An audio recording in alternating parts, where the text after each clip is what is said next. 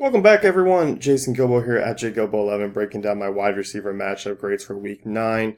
Pretty crazy, just in terms of the news we've gotten over the last, basically 24 hours. Deshaun Watson, Ezekiel Elliott now playing. It's just been kind of a mess in terms of getting track on basically those two games. They've kind of flip-flopped a little bit in terms of what we wanted out of them. But looking at wide receivers this week, in terms of options, we got some pretty good names here up in the top tier of guys that I do want to target. Some of them come with obviously little asterisks because of quarterback play, or now all of a sudden the game being a little bit misleading in terms of what their pace is going to be. So we'll talk about that as we move on here. In the blown coverage section, we'll start with Larry Fitzgerald taking on Quan Williams.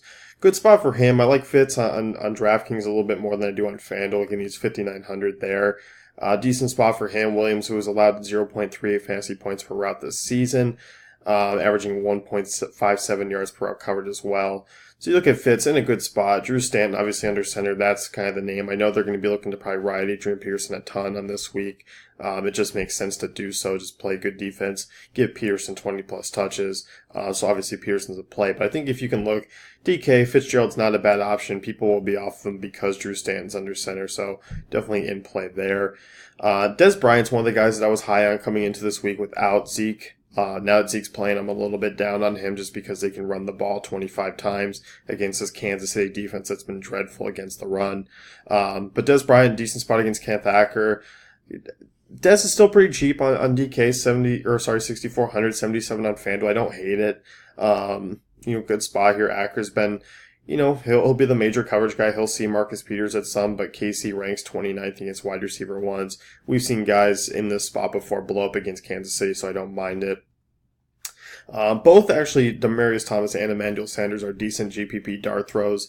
Sanders back and healthy this week. Going to see Jalen Mills. Mills has given up a ton of production, allowing 0.33 fantasy points throughout the season. Mills is also targeted 21% of the time.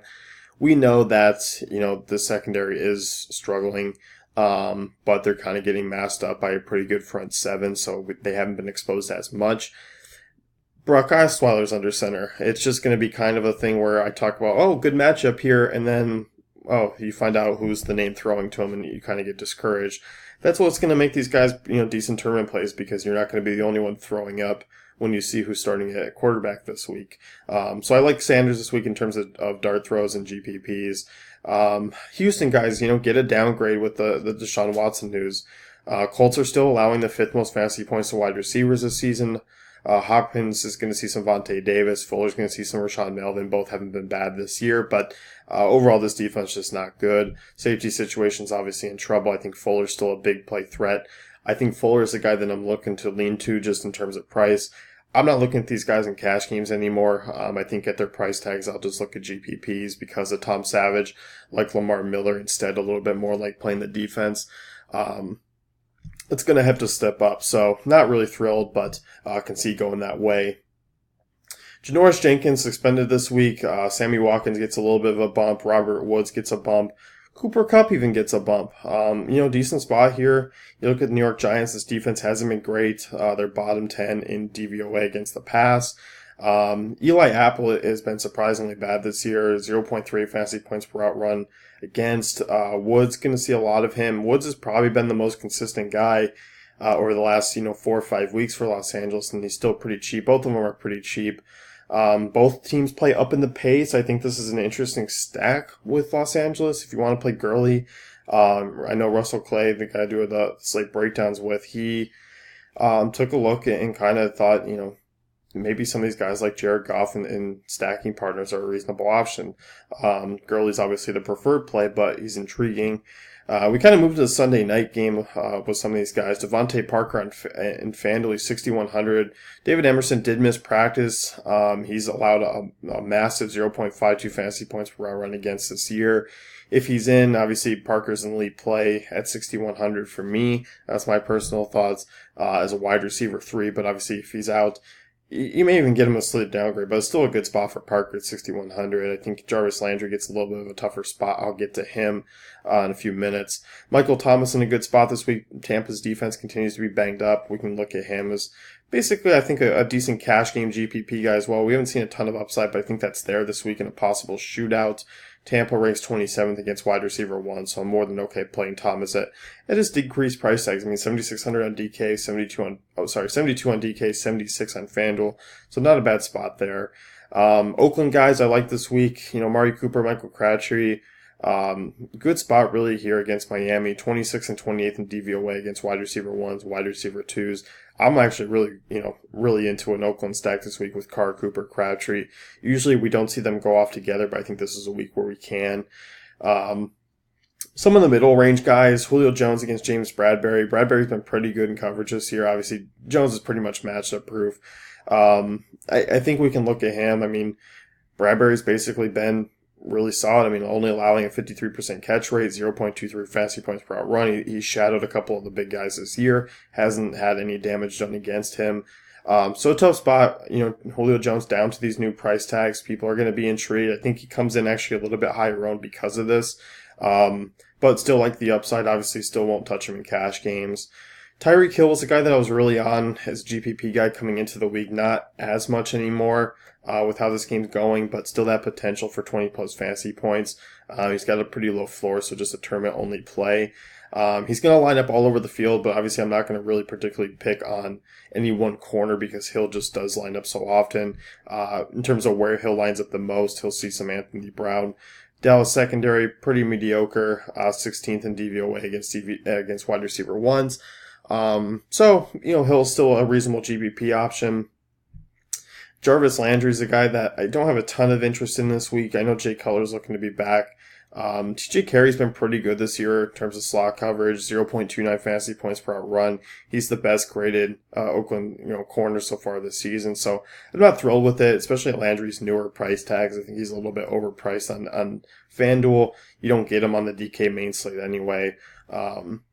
Jeremy Maclin, super cheap this week on DraftKings. He's 4K. I don't think you really need to go there on FanDuel. I don't mind it, but I don't think you need to go there. You look at him, I mean, Logan Ryan's been, decent coverages here, but Tennessee obviously still struggles against wide receivers. Maclin, 0.42 fantasy points per out run. He's not a high usage, a high volume guy, but definitely worth a look just in terms of the matchup. Is still getting 24% of the targets in Baltimore, but that doesn't say much given the fact that their situation's been god-awful all year. Doug Baldwin, obviously, majority of his routes come out of the slot. Going to see some Kendall Fuller this week. Josh Norman's a guy who doesn't shadow. When you look here, Tyler Lockett's going to deal with Norman. Paul Richardson's going to see probably Breland, unless he was, sat out last week. Good spot here for Seattle to basically go off again. I don't mind Baldwin this week. He's a little bit pricey for my taste, but I don't mind it. He's been a guy who's played better at home alongside Wilson. When we look to the lockdown coverage, Devin Funchess, obviously a guy, we're not going to see any more targets for Funchess. He's already seen, 8+ a game with Greg Olsen out. This team's still not throwing a ton. You're probably going to see Christian McCaffrey pick up a lot of the slack, Ed Dixon maybe. Desmond Trufant, he got burned last week quite a bit. I'm still not a guy that I like to target because he's not getting targeted. Just 11% of the time, still allowing just 0.24 fantasy points per out run. People might be intrigued by Funchess this week. I'm not. I'll be looking other directions. AJ Green, going to see Jalen Ramsey. Just a tough spot for the Bengals here on the road, taking on this defense that's been tremendous. I mean, whenever Green's not going to see Ramsey, he's going to see AJ Bouye. I just don't like this matchup for Green. Too pricey. I get it in the GPP because Green's a guy who's just a freak athlete, but both those guys allowing under a 0.2 fantasy points per out run against. It's just a tough spot. Jacksonville allows the fewest, fantasy points per wide receiver. I'm kind of off of him. Colts situation, this just kind of turned into a mess. T.Y. Hilton's still really cheap over on DraftKings. He's 4,900. He's 66 on FanDuel. I don't mind the GPP move here. He's in a dome where he's always performed better. They got to move him to the slot. That's where we got to get the exposure to Hilton. If they don't, I'm a little bit iffy on him because Jonathan Joseph is obviously a strong corner. He's the best Houston corner. Kareem Jackson's been the guy that gets exposed the most. So if they can exploit that, I'm okay with it. That's going to be the thing. That's what we're looking for GPPs. I won't know that because I am not a part of the Colts organization and won't know their game plan heading into this week. But don't mind Hilton GPPs. That's about it. Philly going up against Denver. Tough spot for Nelson Aguilar, Alshon Jeffrey, seeing Bradley Roby, Chris Harris, both under a 0.3 fantasy points per hour run this year. Zach Ertz is your guy if he's 100% healthy to get exposure to. You look at Denver, they've been really struggling. They're bottom 5 in fantasy points allowed to tight ends. We saw Travis Kelce rip them apart this past week. So not really on them here. When you look at Marshawn Lattimore, been really good this year. He's only being targeted 11% of the time. He's holding wideouts to a 48% catch rate, 0.10 fantasy points per hour run. Lattimore has shadowed a few guys this year. Brandon Cooks held him to 1 catch. Devontae Adams catchless. Gets Mike Evans this week, who's been pretty quiet this year.